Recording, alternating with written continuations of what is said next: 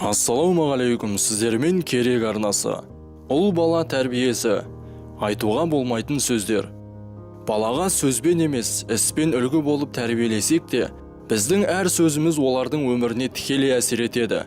Олай істесең жақсы көрмеймін. Сен сияқты бала болғаннан болмағаны артық. Сені неге өмірге әкелдім екен деген сияқты ашу үстінде айтып қалатын сөздермен қатар, күнделікті мағынасына бойламай айта беретін сөздер де бар. Жігіт жыламайды. Бала болған соң құлап қалса да, ренжісе де жылайды. Оны 20 жастағы жігітке балаудың қажеті жоқ. Кішкене кезінде қалай үйренсе, солай қалыптасады деп қателеспеңіз. Кішкентай балаға жылауға, эмоциясын іште сақтамауға ерік беріңіз. Өз қылығына өзі ұялатын, өзін өзі басқара алатын жасқа жеткенде, қай жерде жылап, қай жерде жыламау керегін үйреніп алады. Жігіт қорықпайды. Біреуден таяқ жеп келсе, ой қорқақ деп одан сайын жігерін жасыту зор қателік. Батырлар қорықпайды деп кішкене балаңызды ерлікке шақыра алмайсыз. Бала болған соң қараңғыда да, иттен де, өрмекшіден де қорқуы қалыпты жағдай.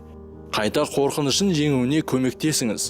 Бауыржан Момышұлының өзі соғыста қорықтыңыз ба деген сұраққа қорқынышсыз адам болмайтынын, тек жауыңа мұны сездірмеуің ерлік екенін айтқан.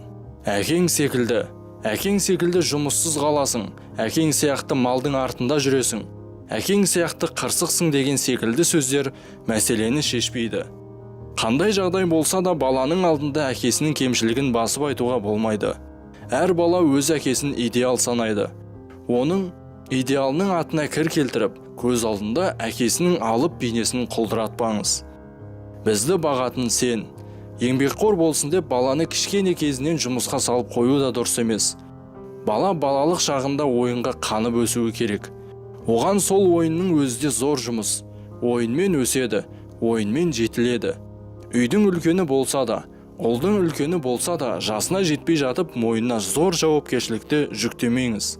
Әкесі істейтін қызметті бала атқаруы міндетті емес.